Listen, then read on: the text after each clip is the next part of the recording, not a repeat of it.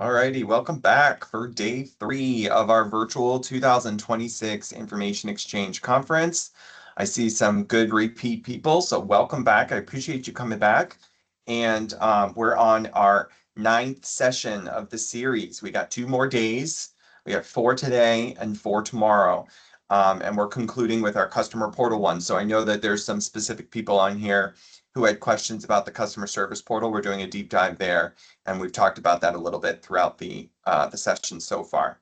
I've got my my wonderful colleagues, Kate Sanders and Sean Hoffman, with me. I'll let them introduce themselves. Kate.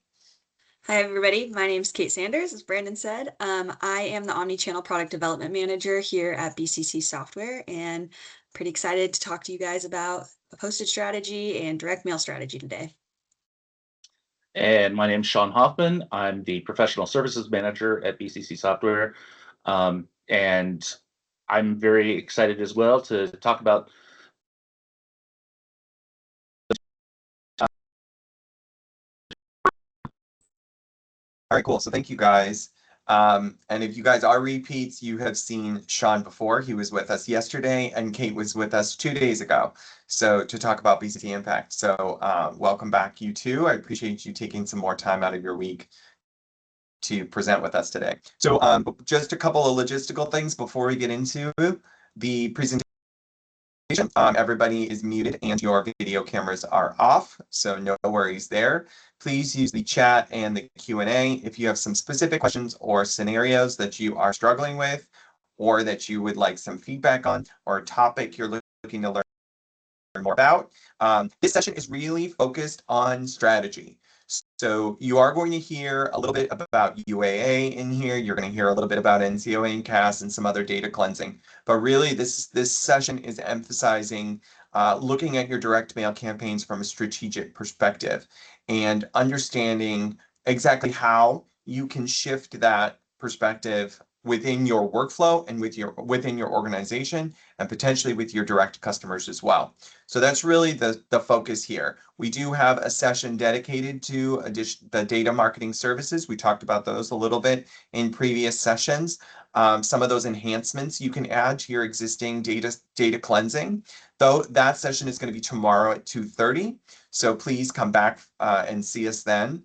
Because we're going to get kind of in the weeds with regard to the different options you have at your disposal, which leads us nicely into our customer support walkthrough, where you can self-service access a lot of those DMS products, those DMS credits. But this one is focused on strategy. And I'm going to turn it over to Kate in a minute. But before we do, I just want to gauge everyone's usage of what they pair direct mail with. You might not do it at all. You might not pair direct mail with anything, and that's totally fine. Or you might be pairing it with other enhancements, such as some technology enhancements, etc. So we're going to launch the poll. I'm going to drop the question in chat. And if you do not see the poll, I know some people on with us cannot see the polls. If you do not see the poll, please put your answer in chat or contribute some information to us so we can talk about it.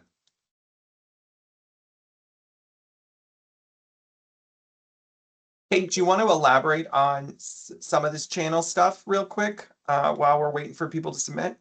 Sure. So things like informed delivery, when you're submit an informed delivery campaign with USPS, are you guys taking advantage of that additional email touch point for folks that are enrolled? Email, if you're tracking your mail, this was out for delivery yesterday, let's follow up via email. Pearls or personalized URLs to be able to directly link back to who is going to your websites based off of their Pearl. QR codes, which can also be one-to-one, so you can really track who's who when interacting with your mail pieces. And then social and display retargeting, understanding who you're mailing to and then targeting them on their Instagram or their Facebook. SMS or text, similar to email, sending out a text message, ahead of something arriving in the mail to get people excited and anticipate that, or after. Call tracking is a big one we actually see for a lot of call centers. They will kind of track their metrics based off of how their calls spike or go down, and in parallel with their direct mail campaigns. And then, of course, none yet. If you haven't participated in anything that drives, or any digital aspects that would be paired with your direct mail campaigns. Yeah, so again, if you do not see the poll, this was a select all that apply type of scenario. So please put in chat anything that you're using to in parallel with your direct mail strategy in order to reach and reinforce that kind of ROI, that kind of touch point that Kate is elaborating on. All Ryan, are right, you so sharing your screen or am I just not seeing it? I'm not sharing my screen yet. Okay, Nope. okay, no worries. Just wanted to make sure. All righty, let's get into it. All right, Kate, take us away.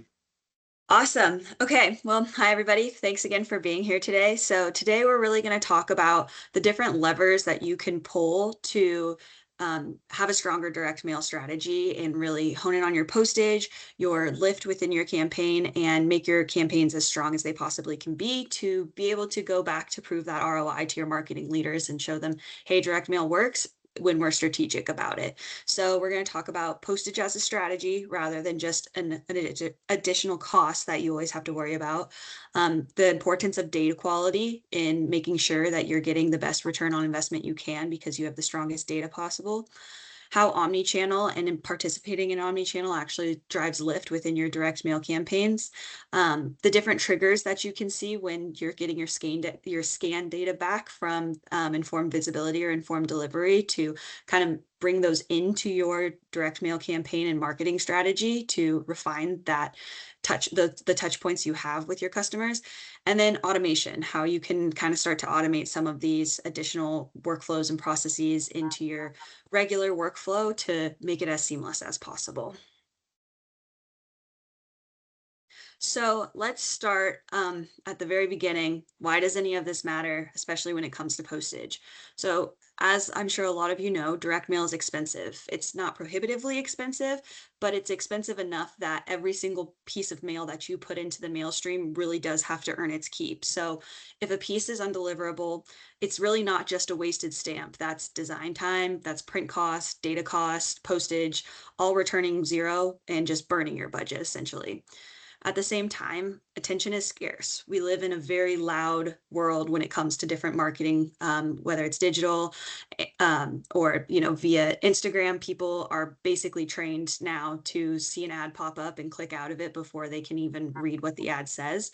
So people are kind of have their heads everywhere right now, right? And so marketers are fighting harder than ever to reach consumers across every channel, whether it's their physical inbox, their digital inbox, their social feed, streaming ads, digital out of home. And so cutting through that noise is a real challenge. But here's the good news. Mail is having a renaissance, and that's why I love this industry. Studies after studies are showing that consumers are really trusting mail. They're engaging with it. They keep it in their homes a bit longer than they would a digital ad. And in a world where we're drowning in all of this digital noise, something tangible in your hand does carry real weight. So the opportunity is really enormous here, but you can really only capitalize on it if your foundation is solid, and that foundation is your data. So there's a lot of opportunities to be turning postage into a strategy. I know a lot of folks just, see the postage increases year over year and they just, roll their eyes and they're like, oh gosh, how are we going to manage that this year? But there are opportunities that USPS presents to kind of use postage as a direct mail strategy. So the different promotions that USPS offers are really intended not just to be a discount, but to actually drive lift within your campaigns. And so that's a lever you can pull for your strategy to bring down costs and make mailing more effective. So you can stack those promotions across against the calendar. So informed delivery and sustainability are always available year round. And I always say informed delivery should be on every single mail campaign, whether or not you're getting a discount with it. It's an additional digital touch point that is free for you to participate in. So why wouldn't you? And that per piece discount is going to hit your customer's bottom line and show them that, oh, not only did I save some money on my postage with this, but my ROI went up when I started to do these different things that USPS encourages us to do. Let's try that again. So the discounts that USPS offers for the promotions are really supposed to be strategic for mailers and not just seen as a discount. While that's a nice to have, seeing that ROI go up is really something that's going to make marketers think, yeah, direct mail's working. Let's continue to participate in that. Now let's talk a little bit about the importance of clean data.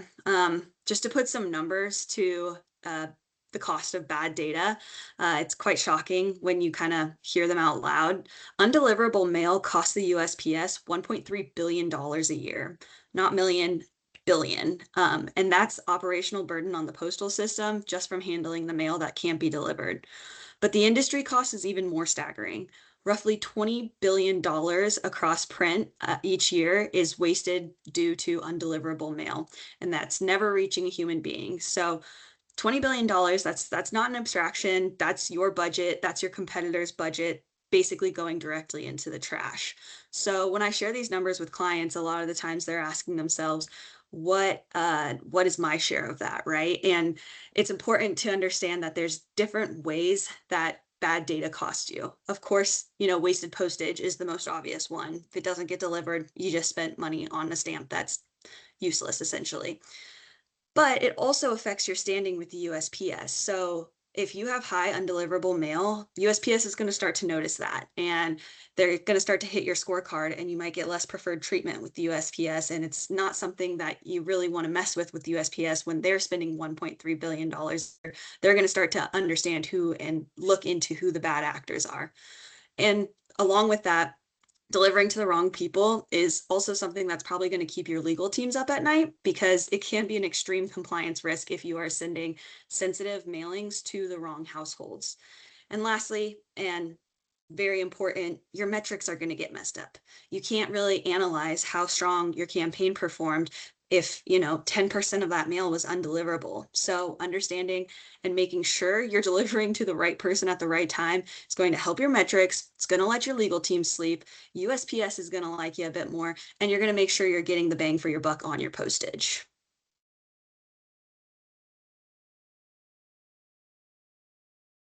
So what does clean data actually mean? So the first thing that you always want to be sure you're focusing on is address validation and standardization. So things like making sure it's CAS certified, ZIP+4, in the correct USPS formatting. That's the starting point. If it's not formatted correctly, or if it's a bad address, you're not going to get to the end mailbox. And so that's just where you want to start with those things. You also want to make sure you're deduplicating your lists. If you're mailing twice to the same person, that's an additional cost to you to communicate the same message. And so really making sure you're cleaning up those lists, whether it's, oh, we have Kate Sanders and Catherine Sanders in the same list. I'm going to guess they're the same person if they're at the same house.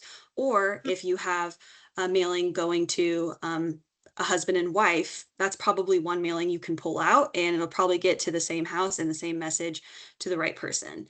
Next, NCOA and ACS. It's really important you're tracking your move rate. I think it's around about 10% of your list is expected to move throughout the year. And so understanding where your customers are when they are at the correct address is really essential, that you're reaching them at the right time. So running your list through NCOA is a non-starter. It helps you understand how your customers are moving and can give you better marketing insights to your customers. And along with that, there's ACS, which, if you miss a move, if you run through NCOA and then somebody moves between the time that you ran through NCOA and you've put the mail in the mailbox, you can do ACS and get those updated moves as soon as possible. And then lastly, suppression scrubbing. It's really important you're not mailing to people who, really have opted out of it. That's a really bad look if they've already opted out of a mailing for a company like yours and they then get mail pieces from you. That's not going to make them happy. Anything that is going to a person that's deceased, I can tell you right now, they're probably not going to convert. And so getting rid of those suppressed names is really essential to make sure you're really getting the most bang for your buck with your postage. I want to take a minute to remind everybody who's with us that we have a session later today at 2:30 called the Address Update Dilemma.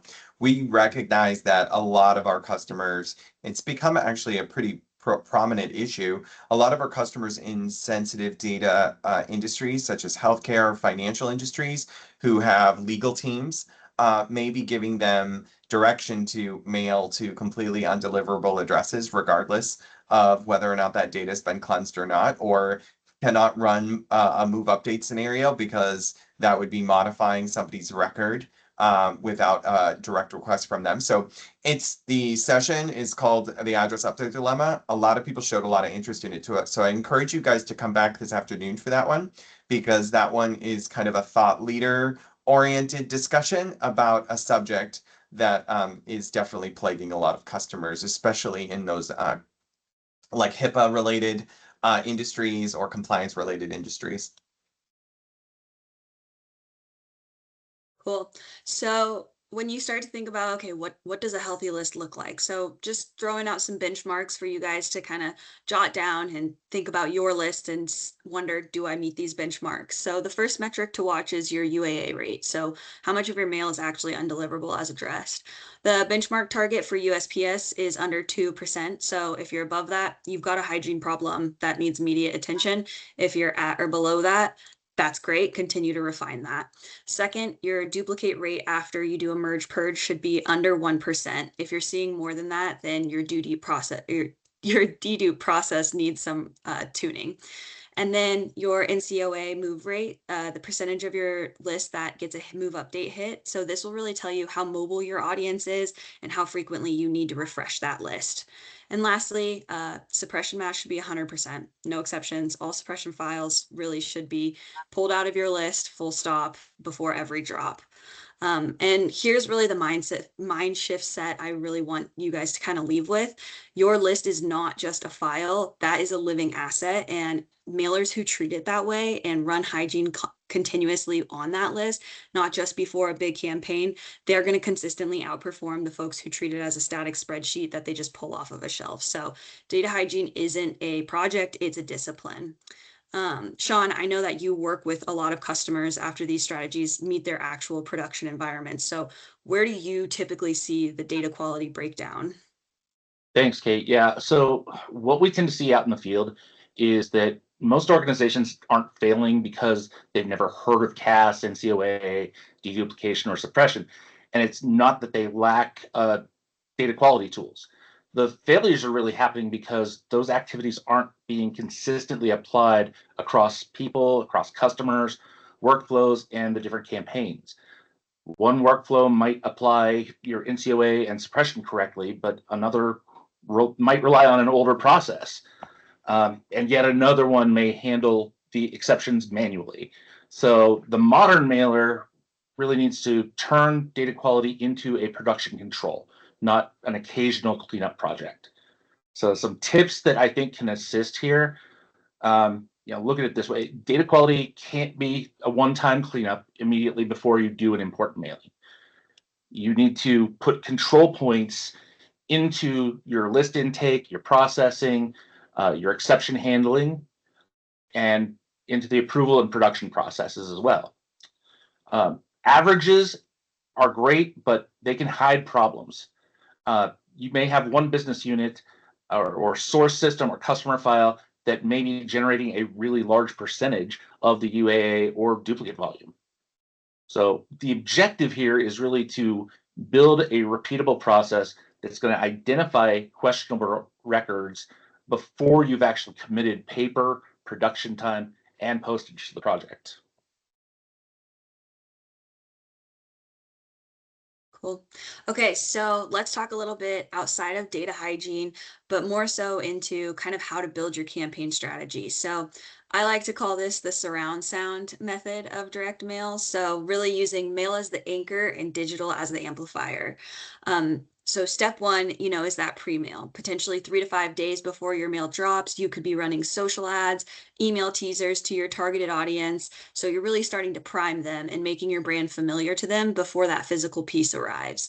When they open that mailbox and see that piece, they're going to already recognize you.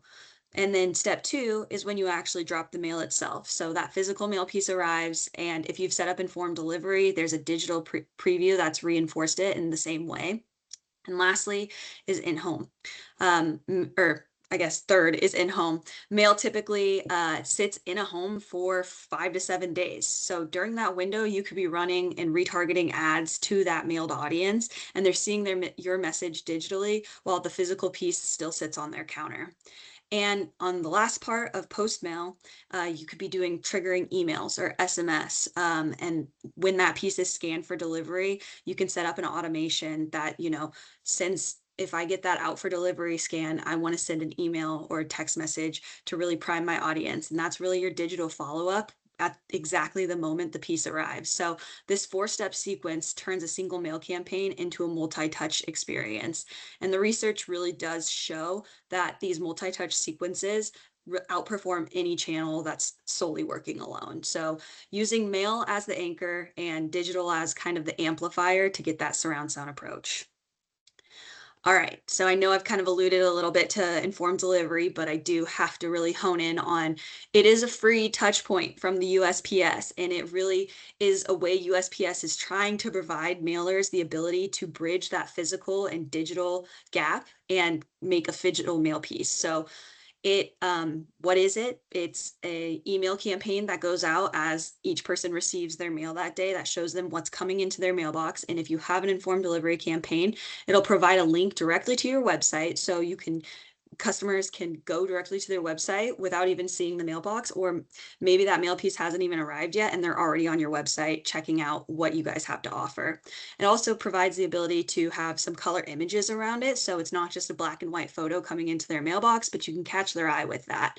And it really does matter for ROI, because that impression will be at 0 prior to doing any mailing. If you don't have anything associated with a digital campaign, and informed delivery really does provide that.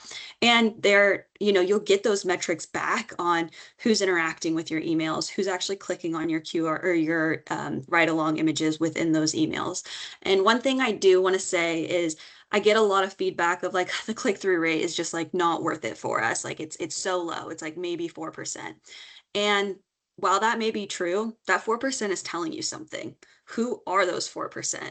How can you build a list of lookalikes based off of those 4% and continue to mail to those people and see, is my open rate going up more now that I've taken that 4% and expanded it and tried to find lookalikes just like them? So it's, something that I do encourage every single mail campaign to do. It's a free digital touch point, so why wouldn't you? And it's just additional data you can get back on who you're mailing to. Hey, I know one of the big challenges with informed delivery, and this has been something we've heard in the industry with regard to like the follow-through rate, the click-through rate Mhm. from those informed delivery emails. Mhm. I'm alluding to the lack of strategy for the ride-along images. Can you Yep. elaborate a little bit on that to provide some recommendations for our audience here? Yeah. So a lot of people don't know that those images are something you can click on. I was talking to one of my friends the other day, actually, and she's like, "Oh yeah, I have informed delivery. It tells me if I need to go to the mailbox or not." And I was like stoked, because I was like, "You have informed delivery? You know what that is?" And she's like, "Yeah." And I was like, "Do you ever like click on the images and like see your offers?" And she's like, "What?" And I was like, "You can open up your email, you can click on the images and actually see your offers." And she's like, "I had no idea." So it's really important that those images you're providing have a call to action. Click here to see your personalized offer, whereas just like a picture of a car for a Mercedes dealership or something, people are just going to say, "Oh, that's just an image, I can't click on that." But having that call to action within that ride along image is going to drive that behavior, and you might see your click through rates go up. And it's quite shocking when we start to look at different people's direct mail campaigns on how it's not very intuitive that is a click-through image, because they're not giving a call to action to customers. So making sure you're having a call to action on your informed delivery ride-along images is really going to help you see those numbers go up. It seems like a small, kind of obvious thing, but it makes a big difference for sure. Yeah. Cool. All right, Sean, this one's for you. All right. So I think a key distinction that separates customers who just receive tracking data from those who actually create value from it is whether that data is simply being observed or if it's been connected to a defined business action. So BCC Track and Trace and USPS Informed Visibility are allowing the mail piece to report back as it's moving through the delivery stream. That visibility is valuable to you, but collecting more scan events doesn't automatically create a better campaign. Much like a dashboard itself doesn't actually change the customer experience or improve the return. So the most effective implementations start by identifying business events that actually matter here. It might be the point when a mail piece is expected to reach the home, when a particular geographic region is starting to receive the mail, or when enough of a campaign has actually been delivered to initiate the next phase. So from there, the mailer really needs to decide what that event should trigger. It could launch an email, a text message, notify a call center that customers are about to start responding, update a record in the CRM, initiate a retargeting campaign, or even prioritize a sales follow-up. So before that campaign launches, there's a few practical questions that should already have some answers in place. So like, what event are we actually watching for here? What action should that actually initiate? Who's going to own that action? Which system is going to execute that? And what happens if that automated step doesn't occur as expected? So that planning is what turns the near real-time information you're getting from those scan events into something that's timely and repeatable. It's also going to give you a much stronger attribution model here. So instead of just looking at the final number of responses, you can really distinguish between the people whose pieces were delivered, those who received a follow-up, those who responded, and those who actually converted. That's when that mail piece really becomes a sensor out in the field. The scan creates that signal, and the timing is going to increase the value of it. And then you'll see downstream actions that are actually creating the return for you. Once that action's been clearly defined, automation is what's going to allow it to happen consistently and at a larger scale. So, Kate, that brings us directly to the next lever.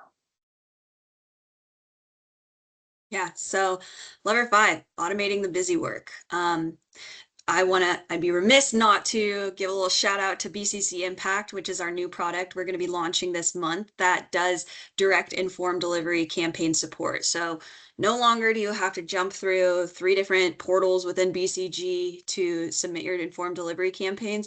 BCC Impact will actually manage those submissions for you and live in one seamless location where you can manage your dashboard and see how your campaigns are doing, when they're active, when they're not active, if they've been canceled, and you can go through the submission process as well. So that'll be our MVP product. We're also working on integrating promotion submissions as well. So then you can go through and submit your TSI campaign along with submitting your informed delivery campaign and get that promotional informed delivery 1% discount, all within the same workflow, all within the same place.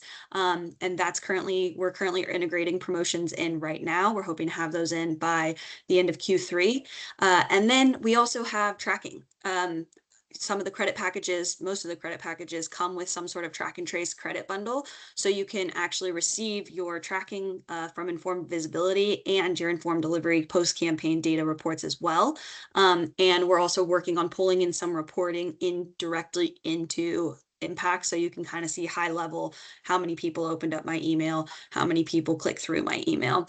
And it also provides some sort of ROI tool that will kind of allow you to pitch this off to your customers. But really the main goal with Impact is to kind of take some of that burden off of jumping through portals, jumping through different parts of a portal, making sure your informed delivery campaign is submitted here. Okay, did we submit it for a promotion? Okay, now we have 12 different spreadsheets we have to track for each campaign.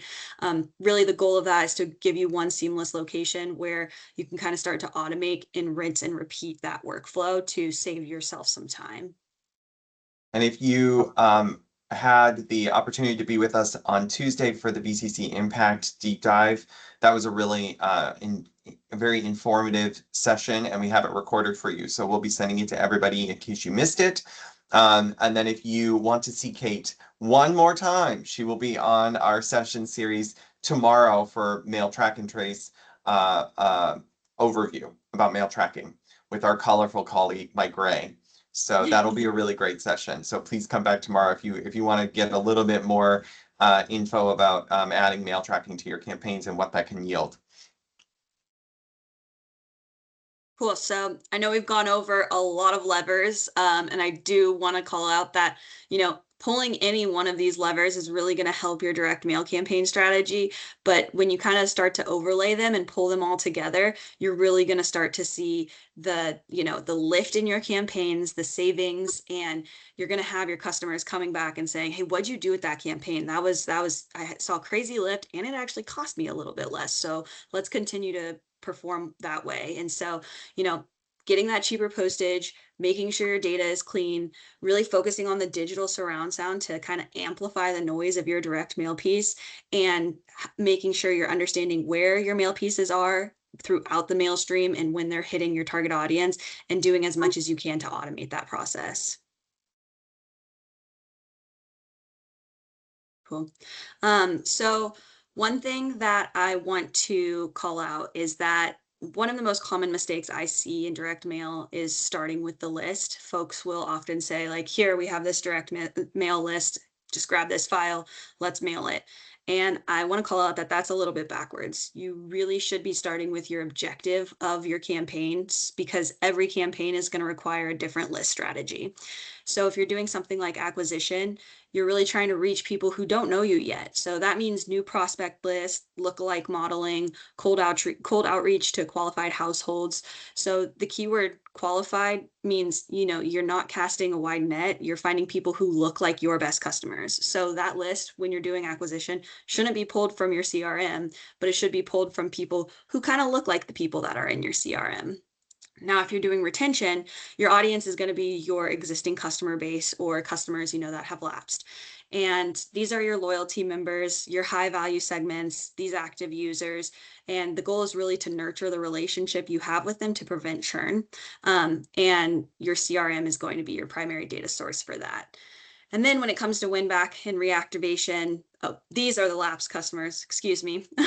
The 2 R's got me switched up. So these are the lapsed customers, and these are people who have bought from you, but, may have been off of doing something else for the last 2 years, and you want to go tap on their door and say, hey, are you guys interested in buying from us again? So win back campaigns really work best when they're timed with behavioral signals. So if you're a mattress company and you see one of your customers who hasn't bought from you in 5 years just moved, that's a great time. People are like, let's get a new bed when we move. We want to start fresh.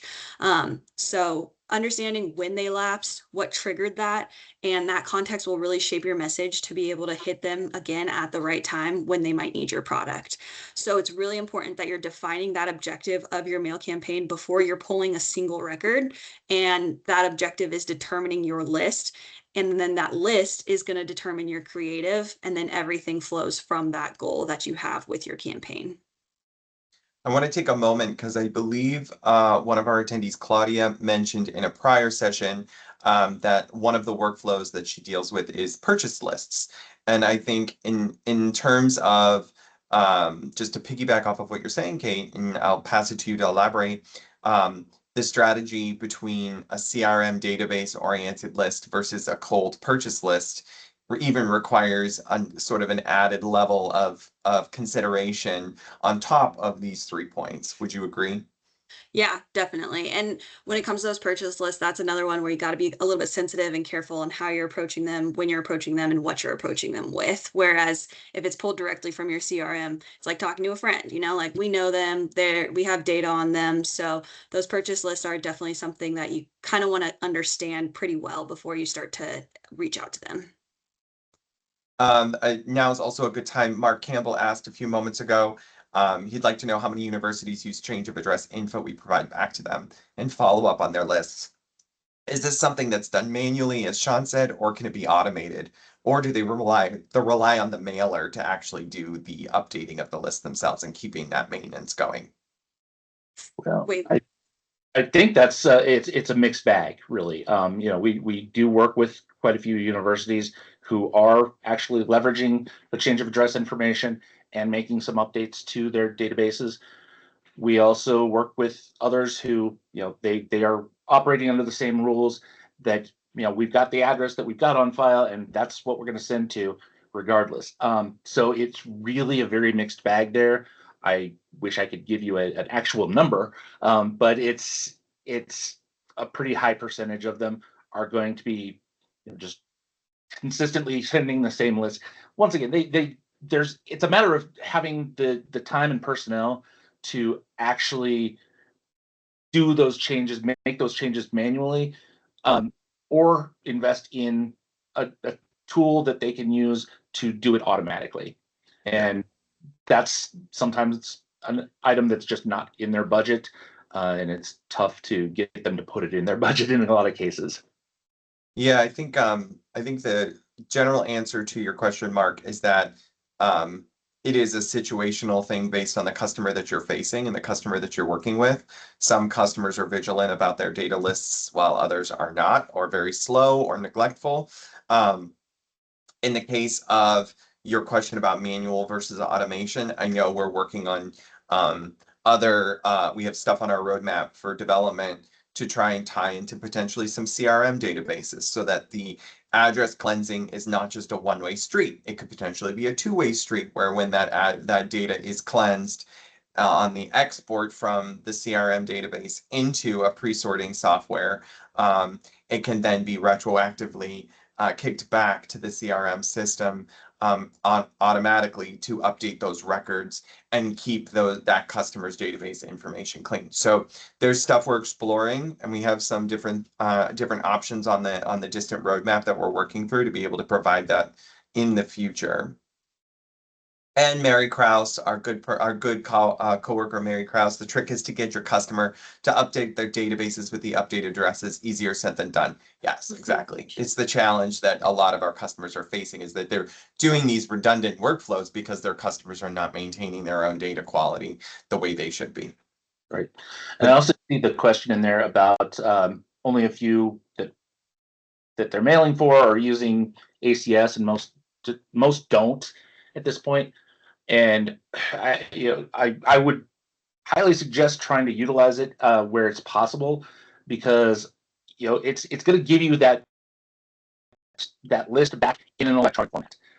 Getting that back is a huge key. I've worked with customers before who were really relying on yellow label returns to get that information back, and they had to commit sometimes multiple resources to scanning that information in so that it could be compiled in a database and then sent back to a customer, which is a big waste of time when the USPS is going to be doing that for you with the ACS product. So I think that's a big key to keep in mind with it. And the other side of it is, okay, yeah, you've got a first-class mailing that went out, and you may have a bunch of change of address records that are in there. And if you're not utilizing ACS and they've got your customer's return address on them, they're going to get piles and piles of return mail, and then they're going to start asking a bunch of questions about how much postage is actually being wasted there. So, a lot of those conversations can also be avoided by leveraging ACS and the list that you'll get back. Megan Steinberger also put a question in. It's been our experience that the ACS return data file is not broken out per mailing. Is this still true? If so, how could we distinguish that between mailings? It's broken out per mid. So yeah, that's something we've kind of come across as well. That's a good question. I'll have to take that back. But, sometimes we're just at the mercy of USPS. They do the best they can, but sometimes it's not always the most helpful. Yeah. Broken out per mid and serial number of IMB. Yeah. Okay, let's keep flowing. We're coming into the end of our session here. So take us home, Kate. Yeah. Take us home. All right. So I just want to talk a little bit about response metrics as well. There's different ways you can measure the success of a campaign, whether that's, the cost per response, the cost per acquisition, or, the postage to revenue ratio. And I just want to call out, while there are multiple ways you can, gauge how successful this campaign is, before you go to mail, agree with your team and your marketing team what that North Star metric is going to be for this campaign, to ensure, you guys are all on the same page. Your cost per response, you might have a crazy response rate, but the acquisition might not have been great. So it's really important that you kind of understand what metrics you guys are really trying to see as your North Star. Still track the other metrics, but know what the goal of your campaign is when it comes to the return on the data.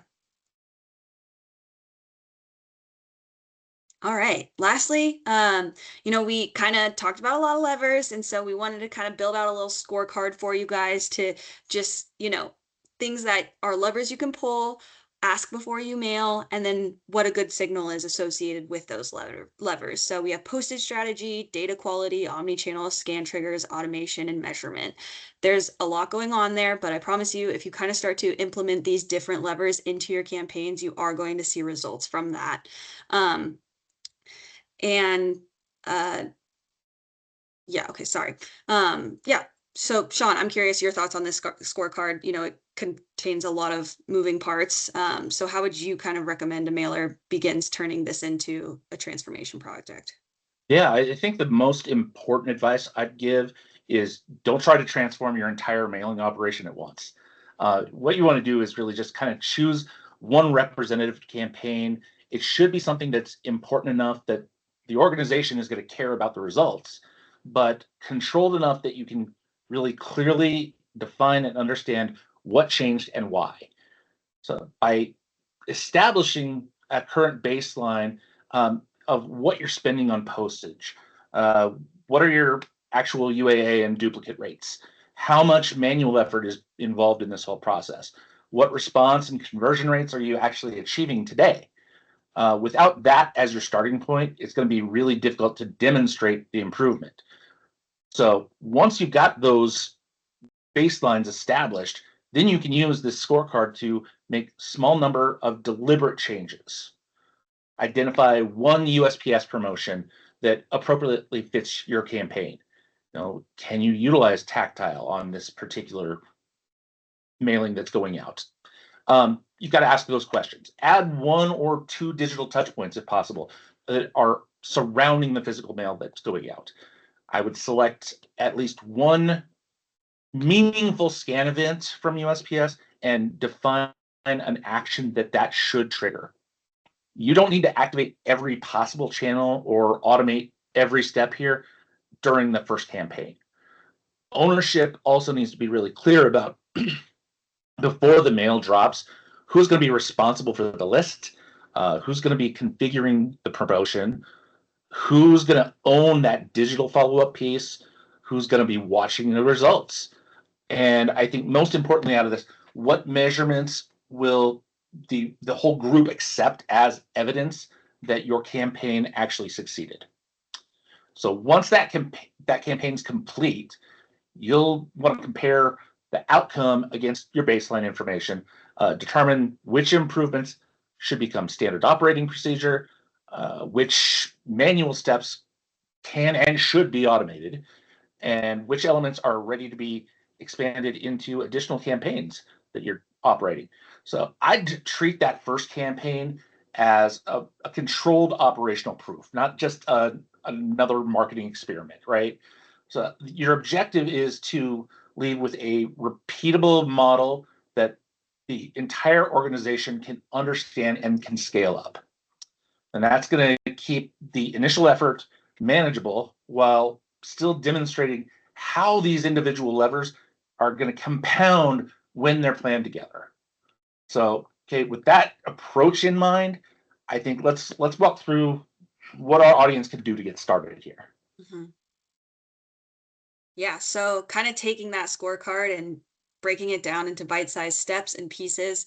First, you want to audit that list. Make sure you have clean data. You're mailing to the right person at the right location at the right time. So understanding your list, making sure it's up to date is essential, and it's the first step to making sure your campaign will be effective. Then claim the postage. Overlay the calendar of promotions and see when you mail, what you mail, and what could apply.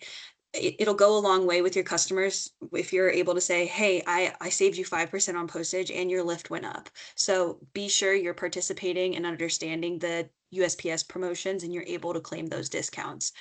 Rapid and digital. Campaigns that are performed or are sent out with some sort of digital element to them or are in that omni-channel sphere are exponentially going to outperform any campaign that is digital alone or physical alone. So overlay them with each other and have them interact and really reinforce the campaign's goal and the message for your customers. I promise it will sit with their brains a little bit longer and make your brand that much more recognizable. And then wire up those triggers. Like Sean said, start with a few scan metrics that you're like, okay, these are the ones we're going to pay attention to for this campaign, and really understand what those scans are telling you and how you react to them. Do this before you send out your campaign, just like you want to make sure you set your scorecard first and your metrics first. Kind of understand what's going to be driving those factors of when you take action when it comes to different things that are happening within your campaign as it moves through the mail stream. And then set the scorecard first. Make sure you understand the goal of the campaign, what is going to judge whether or not the campaign was successful, and set that way ahead of time. So you go into that campaign understanding what your North Star metrics are going to be and how you can achieve those. And so things don't change as you move through the campaign. So really understand the goal and the metrics that you're going to be looking for these campaigns. Excellent. And I know we answered a bunch of questions as we went. So if you have any additional questions for Kate and Sean before we wrap up the session today, please put them in. While you guys are doing that, I just want to give a special shout out to our gold sponsors who helped make Information Exchange 2026 possible. Solimar Systems presented on Tuesday. It was a really robust and very enlightening presentation. We have that on recording for everybody, and we'll share that with you if you missed it. And Direct Logistics presented yesterday about freight logistics and mail fulfillment. So also a very deep dive into everything that they do and how closely they tie into the BCC software suite. So very interesting there. I know we had a good chunk of people join us for that session as well. Both partners, as well as Bluecrest, Quadient, and XMPie, will be joining us this afternoon at 4 p.m. Eastern Time for an open forum customer panel with the strategic partners there to answer customer questions. So please join us for that and bring all your kind of different questions for different parts of the mail stream, because every strategic partner sits differently. And of course, a little reminder at the end about what's coming up for today, as well as our sessions tomorrow. XMPie is all about variable data and variable printing. So very interesting solutions provider, very interesting partner of ours. And it's an interesting way to maximize the return on your investment with regard to the impact that your piece can have, no pun intended. So they are kicking off their presentation tomorrow at 11 a.m. We've already talked about some of the other data marketing services, tracking, and portal sessions that are going on tomorrow. So please, if you have any additional questions, please put them in chat. I want to give Franklin a little shout out here because he did have a really great, insightful comment, understanding that the USPS is also transitioning to this new normal of data and digital's marriage as the industry is as well. Growth is painful. It is slow, especially for legacy industries. And everyone's doing everything they can to move the iceberg along as strategic a course as we can. Kate, Sean, do you have any final thoughts before we wrap up? I think we hit it all. Yeah, I think I used all my thoughts. Okay. Thank you both very much for joining us. Thank you everyone who's attending. And come back this afternoon. We've got our address update dilemma coming up this afternoon, as well as an API focused one. So if you're interested in automation and some specific API oriented subject matter, that one's going to be very different as well. So we encourage you to come back, and we'll see you shortly. Thank you. Thanks all. Thanks.